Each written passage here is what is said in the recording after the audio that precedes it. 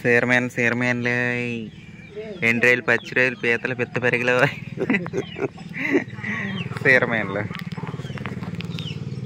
వచ్చినాయండి మా ఊళ్ళో చూడండి. గోదావరి సీరమేన్లు తలకరిలో వచ్చే గోదావరి సీరమేన్లు.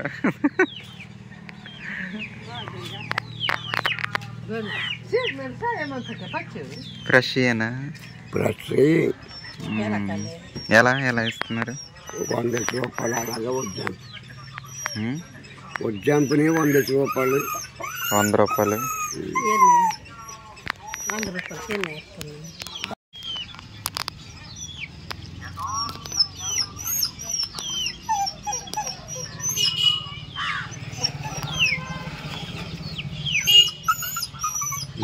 ఉందా 100 రూపాయలు ఓకేవా? తెల్లరి కట్టుండే 100 రూపాయలు ఇవ్వండి.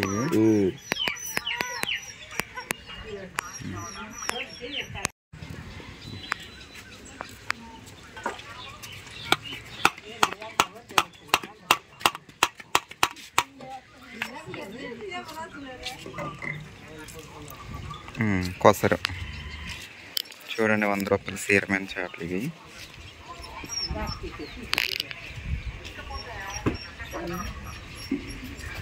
అయిచు ఈ గొండి పీతలు కూడా తెచ్చారు. పెద్ద పెద్ద పీతలు చచ్చిపోయినాయి కదా? బతికే ఉన్నాయా? లేదు, బతికుంటే కదులుతూ ఉంటాయి. చచ్చిపోయి పీతలు తెచ్చారు. అలాగే ఇందులో రొయ్యలు కదా, రొయ్యలు. ఇది పచ్చి రొయ్యలు అండి.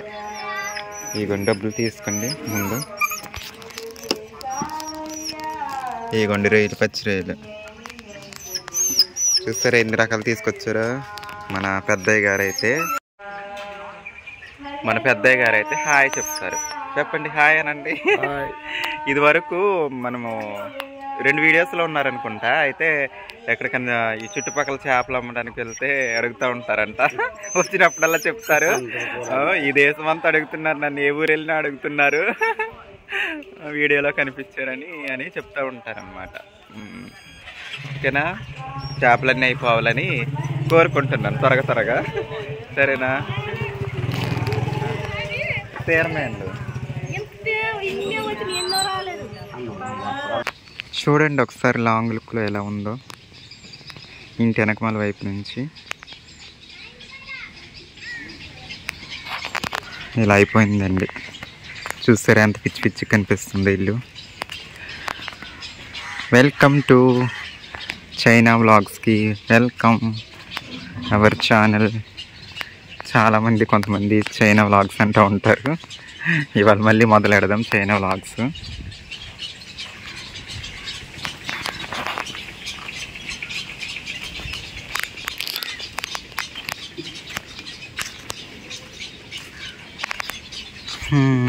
ఇలా ఉంది పరిస్థితి. మొత్తం తీసేస్తానండి. తీసేసి సింపుల్గా ఎలా కడతానో చూద్దురు. ఇదంతా అయ్యాక సరే చూద్దురు. లోపల పరిస్థితి కూడా మీకు తెలిసిందే. మొన్న ముందు వీడియోలో చూపించాను కదండి, పాక పడిపోయింది, చెత్తగా అయిపోయింది ఇల్లు అంతా అనేసి. పాకనైతే తీయడానికి టైం పడుతుందండి. చెత్త చెదారం అంతా శుభ్రం చేయాలి.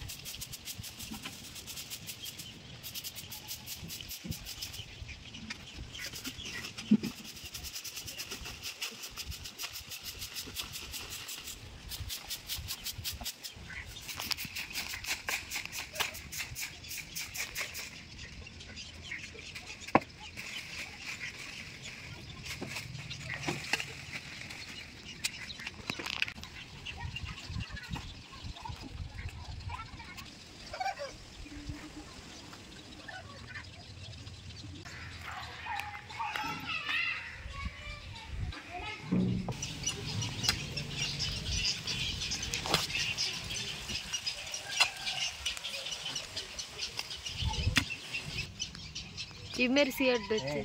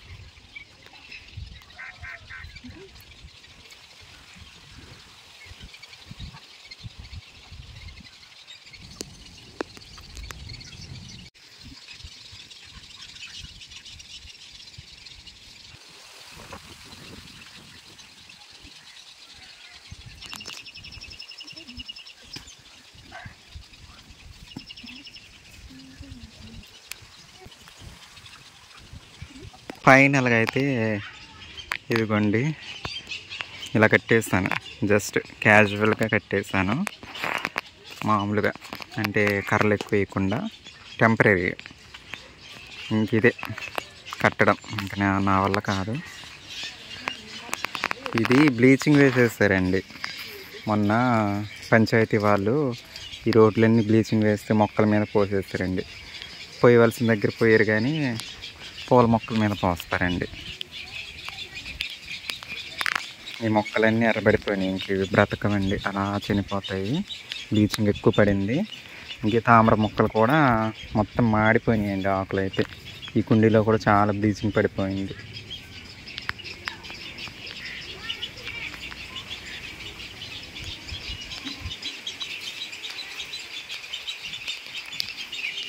వాతావరణం మబ్బుగా ఉందండి, కూల్గానే ఉంది, పర్లేదు.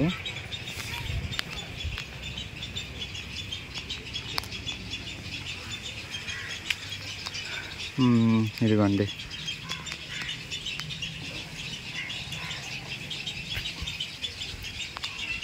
చివర ఒక కర్ర, మధ్యలో ఒక కర్ర, ఇక్కడ ఒక కర్ర అండి, అంతే. గుమ్మానికి అవతల ఒక కర్ర. ఇదే గుమ్మం, తెలుసు కదండి. కర్రలు అయితే ఎక్కువ వేయలేదు. ఒకవేళ మళ్ళీ పడిపోయినా సరే మళ్ళీ ఇంకొక కర్ర పెట్టేసి పొడి చేసి లేపి కట్టేయడమే, అంతేనండి. ఇంకా నా వల్ల కాదు పదే ఎక్కువ కర్రలు పెట్టి కట్టేసి. ఇదివరకంటే మొక్కలు ఉన్నాయి కాబట్టి కట్టాను ఖచ్చితంగా. ఇప్పుడు మొక్కలు ఏం లేవు కదండి, ఏదో జస్ట్ అడ్డుంటే చాలు ఇంటికి, అంతే.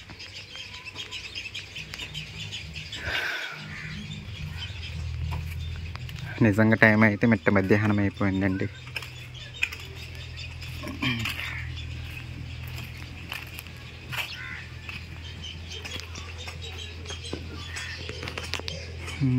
ఇంక ఈ పాక అయితే ఎప్పుడు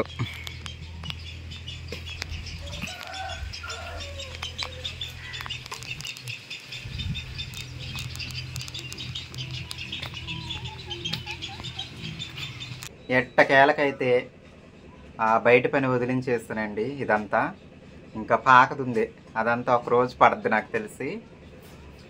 ఇంకా చాలా పని ఉందండి మనకి. ఆ చేపలు పొద్దుననగా తీసానండి లేవడంతో. అవి అలాగే ఫ్రిడ్జ్లో ఉన్నాయి, మరి రుచి ఉంటాయో ఉండవో తెలియదు కానీ కూర వండితే ఆ చేపల కూర వండుదామండి. సీరమైన చేపలు నేను ఎప్పుడు వండలేదు. అసలు కూర ఎలా వస్తుందో, ఎలా టేస్ట్ ఉంటుందో చూద్దాం. చేప కూర అయితే తిన్నాను కానీ వండడం అయితే ఇప్పటివరకు వండలేదండి. వీటిని తోమవసరం లేదండి. చక్కగా నీటితోనే కడిగేసి ఒకసారి ఉప్పు పెట్టి కడిగేస్తే సరిపోద్ది అనుకుంటాను, నాకు తెలిసిన మట్టు వరకు అయితే. ఎందుకంటే చూడండి, చాలా చిన్న చేప అండి, 1 అంగుళం ఉంటుందేమో అంతే. అసలు పులుసు అన్నది కూడా ఉండదు కింద.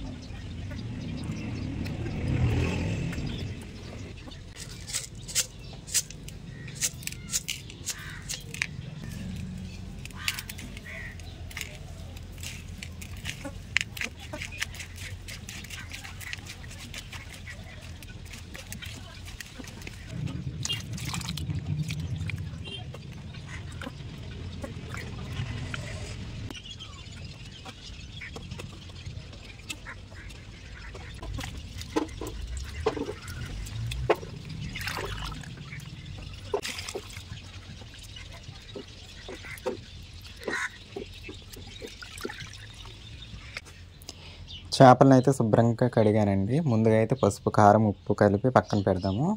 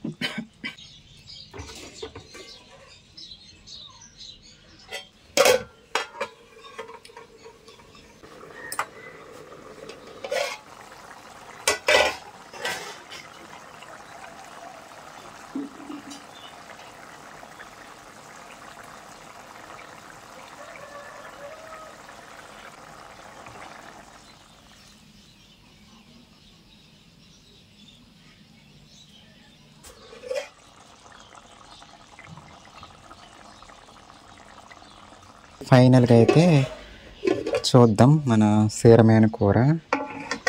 చాలా అంటే చాలా కలర్ఫుల్గా కనిపిస్తుందండి.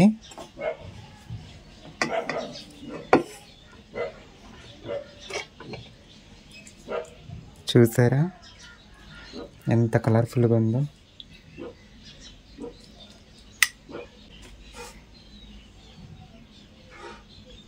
బాగుంది కదండి. చూడ్డానికి అయితే నిగనిగలాడిపోతుందండి. తిని చూద్దాం ఎలా ఉందో.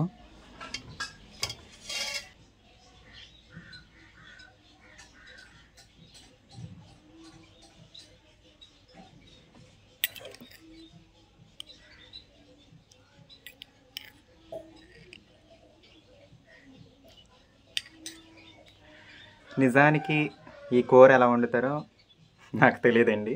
నాకు వచ్చినట్టు వండేస్తాను. తిని చూద్దాం వేడి వేడిగా.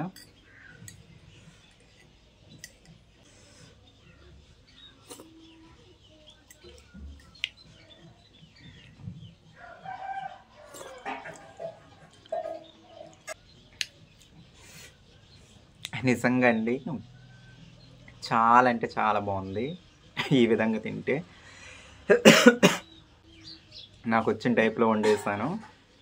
అయినా ఎక్సలెంట్గా ఉందండి నాకైతే. ఇంకెలా ఎలా వండుతారో మీకు తెలిసిన విధానాలు ఏమైనా ఉంటే చెప్పండి, నెక్స్ట్ టైం ట్రై చేస్తాను. ఈ విధానం అయితే నాకైతే చాలా అంటే చాలా బాగా నచ్చిందండి. కూర అయితే నేను ఎక్కువసేపు ఉడికించలేదండి, జస్ట్ 5 minutes అంతే.